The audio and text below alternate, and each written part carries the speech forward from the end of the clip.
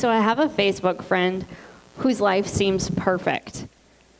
She lives in a gorgeous house, and she has a really rewarding career. And she and her family go on all these exciting adventures together on the weekends.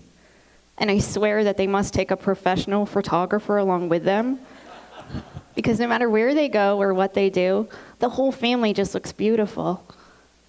And she's always posting about how blessed she is and how grateful she is for the life that she has.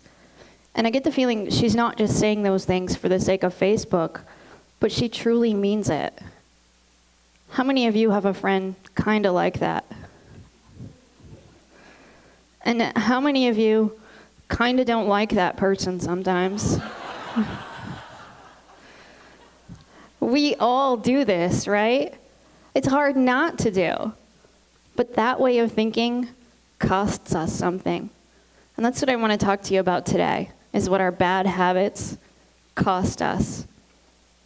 Maybe you scroll through your Facebook feed and you think, so what if I roll my eyes?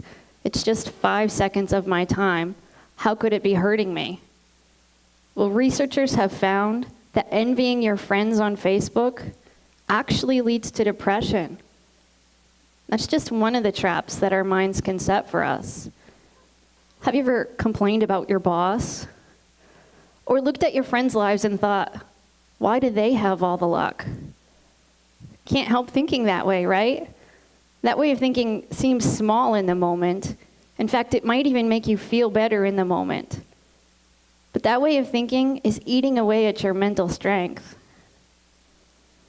There's 3 kinds of destructive beliefs that make us less effective and rob us of our mental strength. The first one is unhealthy beliefs about ourselves. We tend to feel sorry for ourselves. And while it's okay to be sad when something bad happens, self-pity goes beyond that. It's when you start to magnify your misfortune. When you think things like, why do these things always have to happen to me? I shouldn't have to deal with it. That way of thinking keeps you stuck, keeps you focused on the problem, keeps you from finding a solution. And even when you can't create a solution, you can always take steps to make your life or somebody else's life better. But you can't do that when you're busy hosting your own pity party. The second type of destructive belief that holds us back is unhealthy beliefs about others. We think that other people can control us, and we give away our power. But as adults who live in a free country, there's very few things in life that you have to do. So when you say, I have to work late, you give away your power. Yeah, maybe there'll be consequences if you don't work late, but it's still a choice. Or when you say, my mother-in-law drives me crazy, you give away your power. Maybe she's not the nicest person on earth, but it's up to you how you respond to her because you're in control. The third type of unhealthy belief that holds us back is unhealthy beliefs about the world. We tend to think that the world owes us something. We think, if I put in enough hard work, then I deserve success.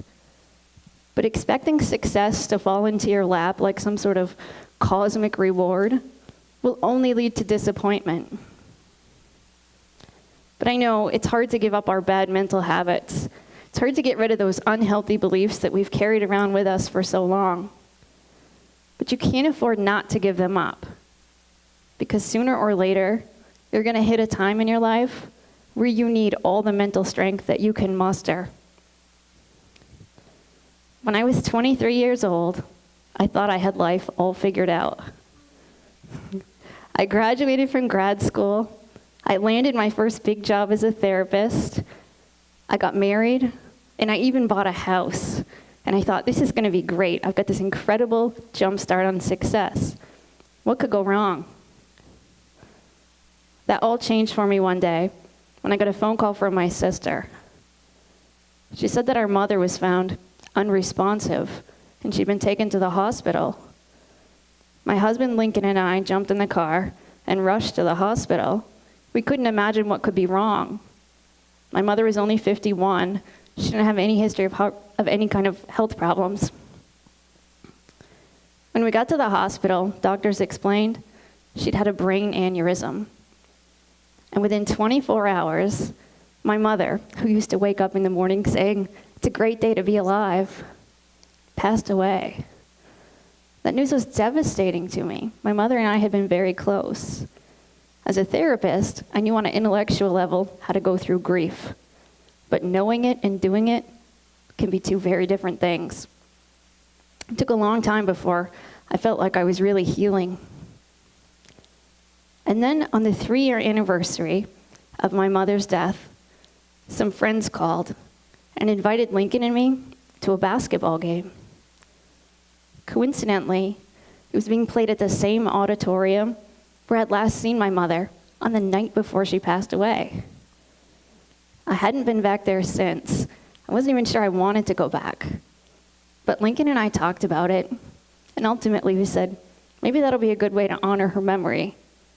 So we went to the game, and we actually had a really good time with our friends. On the drive home that night, we talked about how great it was to finally be able to go back to that place and remember my mother with a smile, rather than all those feelings of sadness. But shortly after we got home that night, Lincoln said he didn't feel well. A few minutes later, he collapsed. I had to call for an ambulance. His family met me at the emergency room. We waited for what seemed like forever, till finally a doctor came out. But rather than taking us out back to see Lincoln, he took us back to a private room and sat us down and explained to us that Lincoln, who was the most adventurous person I'd ever met, was gone. We didn't know at the time, but he'd had a heart attack. He was only 26. He didn't have any history of heart problems. So now I found myself a 26-year-old widow, and I didn't have my mom. I thought, how am I going to get through this? And to describe that as a painful period in my life feels like an understatement. And it was during that time that I realized when you're really going through tough times, good habits aren't enough. It only takes 1 or 2 small habits to really hold you back. I worked as hard as I could, not just to create good habits in my life, but to get rid of those small habits, no matter how small they might seem.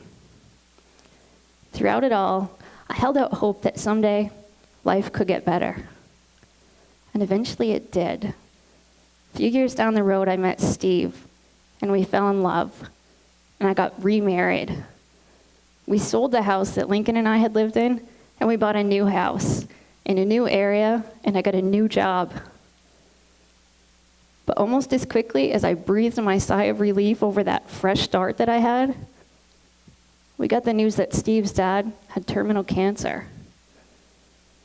And I started to think, why do these things always have to keep happening? Why do I have to keep losing all my loved ones? This isn't fair. But if I'd learned anything, it was that that way of thinking would hold me back. I knew I was going to need as much mental strength as I could muster to get through one more loss. So I sat down and I wrote a list of all the things mentally strong people don't do. And I read over that list. It was a reminder of all of those bad habits that I've done at one time or another that would keep me stuck. And I kept reading that list over and over, and I really needed it, because within a few weeks of writing it, Steve's dad passed away. My journey taught me that the secret to being mentally strong is that you have to give up your bad mental habits. Mental strength is a lot like physical strength. If you wanted to be physically strong, you'd need to go to the gym and lift weights. But if you really wanted to see results, you'd also have to give up eating junk food. Mental strength is the same. If you want to be mentally strong, you need good habits like practicing gratitude. But you also have to give up bad habits like resenting somebody else's success. No matter how often that happens, it'll hold you back. So, how do you train your brain to think differently? How do you give up those bad mental habits that you've carried around with you? It starts by countering those unhealthy beliefs that I talked about with healthier ones. For example, unhealthy beliefs about ourselves mostly come about because we're uncomfortable with our feelings. Feeling sad or hurt or angry or scared, those things are all uncomfortable. So we go to great lengths to avoid that discomfort. We try to escape it by doing things like hosting a pity party. And although that's a temporary distraction, it just prolongs the pain. The only way to get through uncomfortable emotions, the only way to deal with them is that you have to go through them. You have to let yourself feel sad and then move on, and to gain confidence in your ability to deal with that discomfort. Unhealthy beliefs about others come about because we compare ourselves to other people. We think that they're either above us or below us, or we think that they can control how we feel or that we can control how they behave, or we blame them for holding us back. But really, it's our own choices that do that. You have to accept that you're your own person and other people are separate from you. The only person you should compare yourself to is the person that you were yesterday. And unhealthy beliefs about the world come about because deep down, we want the world to be fair. We want to think that if we put in enough good deeds, enough good things will happen to us. Or if we tough it out through enough bad times, we'll get some sort of reward. But ultimately, you have to accept that life isn't fair. And that can be liberating. It means you won't necessarily be rewarded for your goodness, but it also means no matter how much you've suffered, you're not doomed to keep suffering. The world doesn't work that way.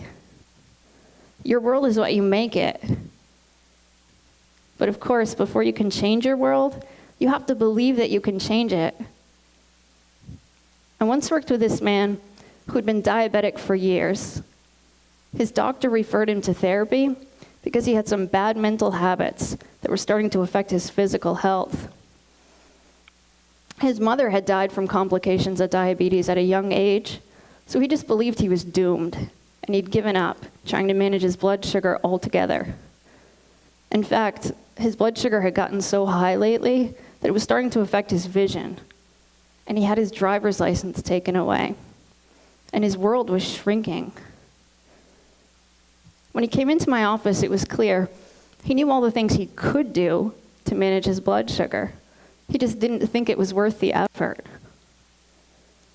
But eventually, he agreed to make one small change.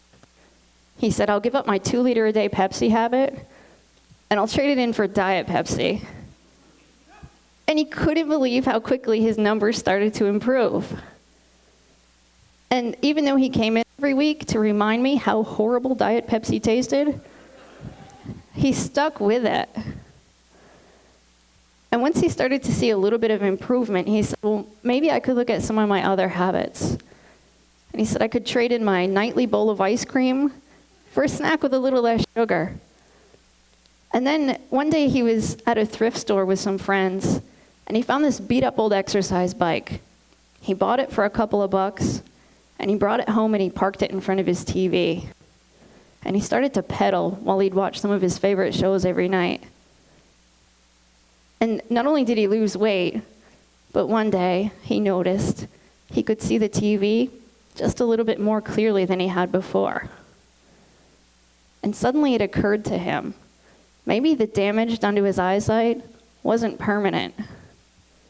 So he set a new goal for himself to get his driver's license back.